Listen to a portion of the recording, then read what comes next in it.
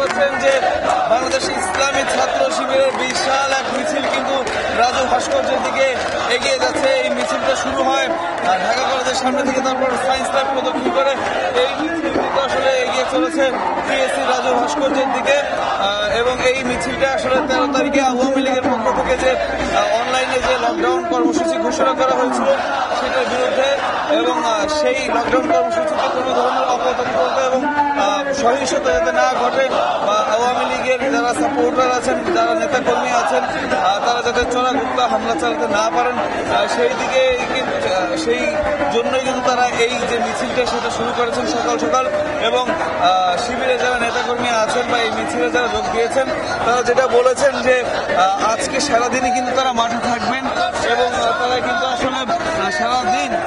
কোনোভাবেই যাতে আওয়ামী লীগের নেতাকর্মী যারা আছেন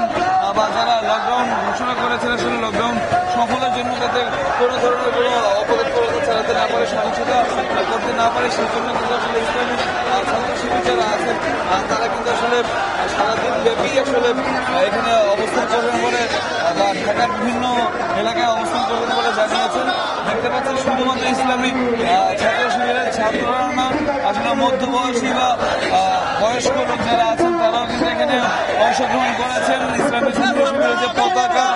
সেটা নিয়ে, এবং জাতীয় পতাকা হাতে নিয়ে মাথায় বেঁধে, এবং অনেকের হাতে আমরা দেখেছি স্টেল এবং হাতে ব্যাট নিয়েও দেখতে পাচ্ছেন তারা কিন্তু এগিয়ে চলেছে, এবং তারা বলছেন তারা যে কোনো ধরনের সহিংসতার জন্য প্রস্তুত রয়েছে, যদি সহিংসতা হয় তারা কিন্তু তারা সেটাকে রুখে দেবে সেটা বলছেন। এবং আমরা যত জেনেছি যে এই মিছিলটা শেষ হওয়ার কথা রয়েছে টিএসসিতে গিয়ে, এবং তারপরে কিন্তু তারা সেখান থেকে আসলে খন্ড হয়ে বিভিন্ন এলাকায় সরিয়ে যাবেন, এবং সেখান থেকে আসলে কিন্তু তারা তাদের যে টহল কার্যক্রম আছে সারাদিনে সেই টহল কার্যক্রম কিন্তু পরিচালনা করবেন। দেখতে পাচ্ছেন মিছিলের পরিসরটা আসলে কত বড়, আসলে এই বড় পরিসরের যে মিছিলটা সেটার নেতৃত্বে রয়েছে ইসলামী ছাত্র শিবিরের যে শীর্ষস্থানীয় নেতৃবৃন্দ যারা আছে তারা কিন্তু রয়েছেন। সেখানে আমরা দেখেছি ডাকসুর ভিপি সাদিক কায়েমকেও দেখেছি, এবং ডাকসুর যে সাধারণ সম্পাদক তাকেও কিন্তু আমরা দেখেছি যে মিছিলের সামনে নেতৃত্ব দেওয়ার জন্য, এবং তারা কিন্তু এখন রাজু ভাস্কর্যের দিকে যাচ্ছে, এবং তাদের মুখে কিন্তু নানা ধরনের স্লোগান শোভা পাচ্ছে, এবং তারা যেটা বলছেন যে তারা তাই সারাদিন